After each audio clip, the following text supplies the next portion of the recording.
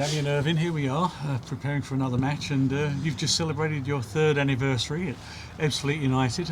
Fairly tumultuous 3 years. What have you made of it?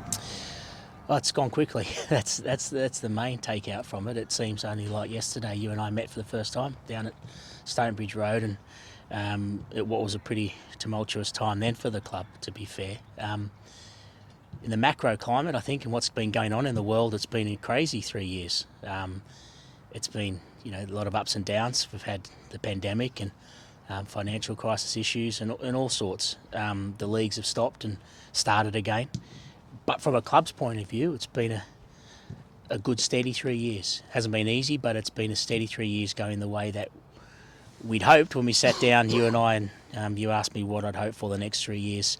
That's what I'd said I wanted, and we're getting there. So in that base, it's been quite contradictory. But in the face of all those ups and downs externally with leagues and bad luck for the club and things out of our control, the club's been a relatively good contrast to that compared to where it was prior to early 2020. So, yeah, quite pleased. So just after you came in, the club were demoted in a COVID-curtailed season based on what points per game were estimated, and it seemed a very unjust situation. But from that position, do you think that held you back and you've come back stronger because of that? It wasn't so immediate. If you remember, we had about 6 or 8 weeks left in the National League with no idea of a pandemic. It was maybe 4 to 6 weeks, and the club was really getting galvanised to stay up at the time, and we had some ups and downs as you do in a relegation battle. Some poor performances at Chesterfield, I remember. Then some strong performances. Maidenhead away was probably the turning point for me, and then up to Halifax in the last. COVID was a known thing then, but really nobody knew where it was going to go. And that was the last game, I think, played of all leagues in the UK, or in Europe just about. Halifax away with a good 1-0 win, which saw the club out of that relegation. But that was the end of the season then. And then there was a lot of stagnation of no one really knew what was going to happen. And then with all the leagues, all I remember, and I speak to clubs all the time and colleagues that I've met at different clubs, and we got to know each other quite well during the lockdown period. So many Zoom meetings and Teams meetings and calls. And there were so many meetings and the unknowns. And I remember one day jumping out of my seat and, myself and Cheryl were the only two people in the club. Everything was locked down and we were in there checking that it was all okay. And we got news that there was a rule change or a cessation of the season which would have seen us stay up, and that was like winning a promotion. I was so excited, no one to share it with, just jumping around, very happy, wanting to tell everyone. Then a meeting was happening later that afternoon. In that time, once that had been announced, the clubs that weren't going to be participating in playoffs anymore were furious, caused a big stink, and over that weekend the world changed again, and they changed that rule, and we were down under this points per game system the following few days. So this was quite deep. It was after May, so the season finished March. It had been through to May that it actually finished. Chaz and Weed recruited and employed Dennis by that stage. He was stuck in Germany. He'd visited once to look around, but we had no idea really what was going to happen. But what was very evident in the club was a commitment from Dennis and myself and supporters that we were going to have to change it whatever happened. And we made a decision. We looked at all our options. It's my job and the club's job to fight for everything we can and to stay up where we can. And some supporters assisted that with statistics and different models, and it was a really good time to fight. We fought and really put our argument forward, but at the end of the day, the only way we were going to force the issue was a court action and a legal action, and it wasn't the right time to do that, and it wasn't the best thing for the club or people at the time. Your question was whether that set us in good stead.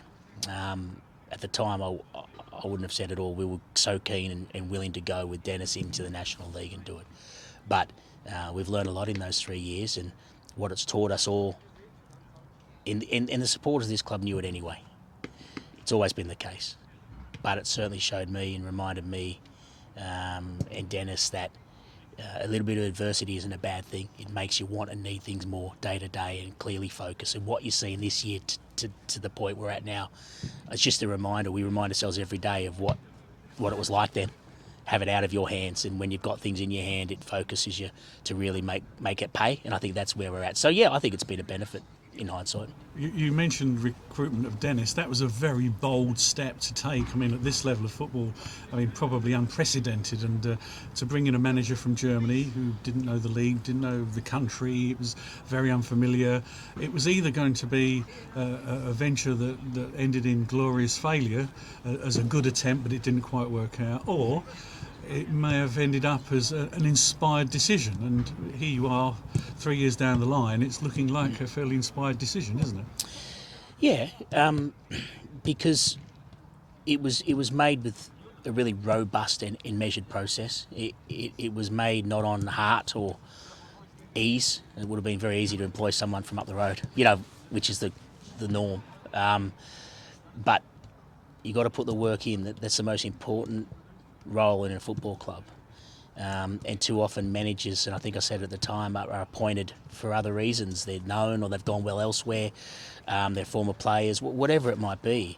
And I always felt that process lacked a little bit because it's the most important person. We had to work out what the club needed and what our major plan was and who was the best person to fill that gap. And we've been, we're not lucky. I'm glad that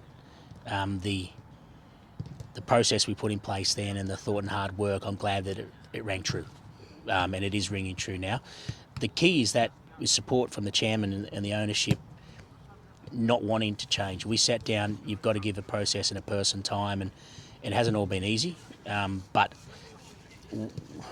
the club had been through so many ups and downs and changes, Chaz, that stability was very, very important.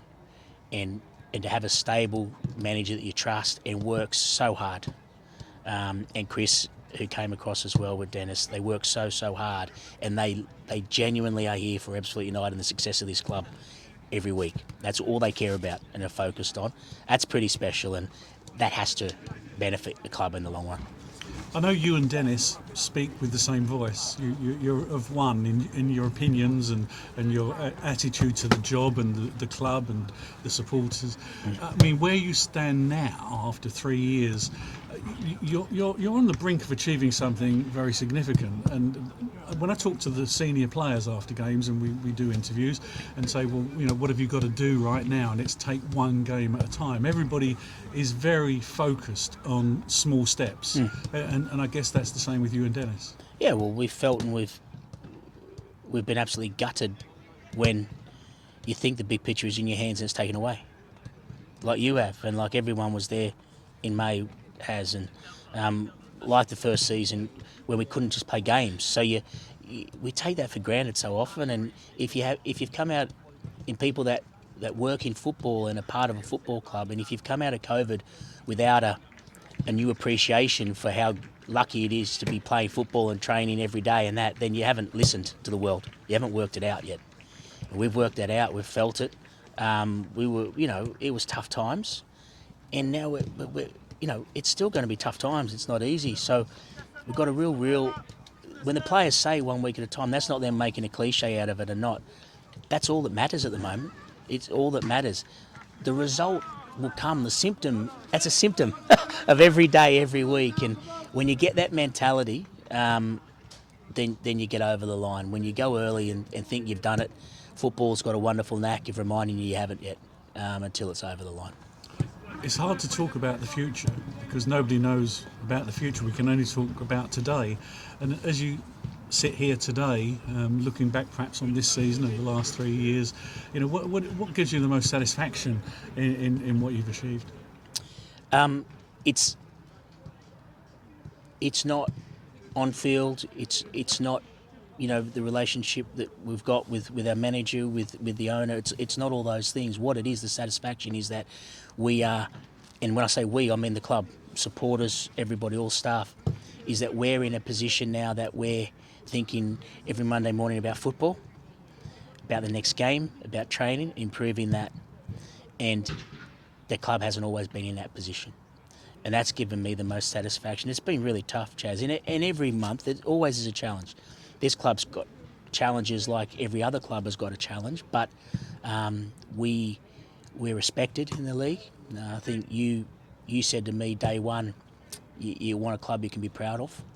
And that was, I did a lot of research in the couple of days I knew before I was coming down here, and that's what supporters wanted. And that's all any supporter wants, but it's really raw when you're the club being talked about in the wrong sections of the newspapers. And I'd been there before at Cronulla and I really understood it, and that's why I knew this was right for me and the club's right for me and vice versa, because I knew that how to get that back. And the only way is every day being a little bit better. It's very easy to lose that, so you can say something stupid, you can really get it wrong, and you take a step back. And there are other clubs that people laugh at or don't, who think aren't great at what they do. We've got respect of a lot of clubs now. We've got respect of associations, the league. Financially, we're going okay. It's a challenge every month. We spend a lot of money as a football club. We don't bring in a lot of money. The club has made a decision to try and stick it out and get back in that National League and not, everyone wants to criticise us for spending a lot of money. Yeah, we're not the only club in the world that does that, by the way. But to come back to a break-even situation overnight, it's nearly impossible, but you can get close to doing it. But it would have mean going back to part-time, pretty much having a mid-National League South budget and hoping for some luck every year. And I don't feel, and Abdullah and I didn't feel, that the supporters are ready for that, because we went down not through our hand, and we need to get back to square and back to par. So that's where we're at. The club was ever so good during COVID. It paid everyone furlough 100%, not at 80%. It's covered people. It's done the right thing. We're not there yet. We had a very clear plan financially 3 years ago. There are still some liabilities we have to tidy up. We do every month. It's been done. But what was that job to do 3 years ago is this job to do, and all you can do is keep tracking. And people can criticise all they want out there externally. When you're in the ring and chipping away and doing that, we should be proud as supporters that we're a club altering our future, altering the status quo for the better. Working very hard to do that. I'm on the board of the Fair Game organisation, and people may roll their eyes and go, Ebbsfleet, they're big spenders in the league. They're not really about sustainable football. But we're the best club to be involved in that, because we are trying to rectify that, whilst we're ones that in the past have been that way. And I firmly believe that, Chaz, and we'll get there. But the most satisfying thing is the crowds, away, home. We were 941 average that end of National League season. Some big clubs in it, by the way. We're up at well over 1,350 now, I think. We want to get over 1,400, 1,450 as an average this year. That says it all. That means people are proud to walk around Gravesend, Northfleet with their Ebbsfleet shirt on. They're proud to live remotely and get online and say they are. And that's satisfying, mate, because that's the only symptom of knowing you're doing things a little bit right. So far this season, you've enjoyed a fair degree of success. This job's not done by any means, and there was a bit of a wobble over Christmas that I think everybody started to wonder, is this a blip, or is it the beginning of a serious problem? But it looks like it was a blip at the moment. But as you get more success, does that make the challenges even bigger? For consistency, for the objectives you set yourself, that success brings its own problems? It does. Well, there's a lot of different ways to answer that, mate. Sometimes the way we've wanted to recruit and our playing budget and that sort of thing may be a little bit easy with more success. I think the English football system, players, agents, I hate to use the word, but you have to use the word agents when you're talking about football now. They're very hung up on the pyramid. So attracting players in the south is a lot more difficult than it is in the north. It can be more expensive, etc. So on that regard, a very pragmatic, practical view, success might bring it a little bit easier in that side. But no, there's higher regulation. We have to segregate more games. Operationally, it's a bit tougher. And it's probably one of the toughest leagues in the English pyramid to advance from is the National League, if that's what success looks like for us. So, no, look, all it means is a little bit more work. So I wouldn't say it's harder, it's just more work, and I'm happy with that. That's what we're all here to do, is work hard. But, yeah. So you've enjoyed your last 3 years and looking forward to the next 3 years? Yeah, very enjoyable, mate. So we're going the right path, and as I say, it's I think looking back, it's been It's been a tough 3 years, but it's been rewarding. And I think all you can ever do is do what you say, and we needed some honesty in the club. I think we needed some accessibility and people being able to say what they felt. And in all, our supporters are pretty true and genuine in that they'll say what they think. They'll also say if you've done it right or wrong, but they'll give you the benefit of the doubt and the opportunity and the trust. And I'd say stick with that, because we're going places doing that as a club.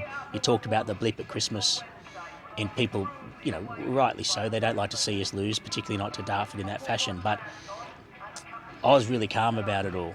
Disappointed but calm, because if you've got a building, a house that's got great foundations, really well planned, really well designed, great steel girders, great construction, and a crack opens up in the wall in one of the rooms, I'm pretty confident that that's just a drywalling issue that can be fixed up, papered up and redone.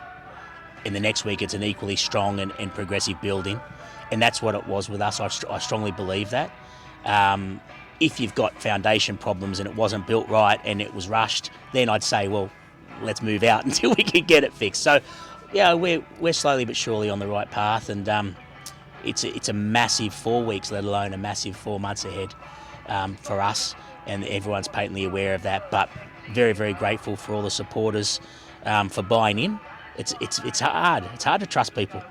When the club was where it was at, it was very hard to trust people. But they have, and that's a special kind of club. Well, perhaps we'll sit down again at the end of the season when we know what our face is and where the club are going to be playing their football next season. Yeah. And we look back on this year and reflect on what's been achieved then. But for now, thank you for the last 3 years. Thanks for what you brought to the club, and cheers and good luck with the next 3 years. Thanks, Jazz. Good.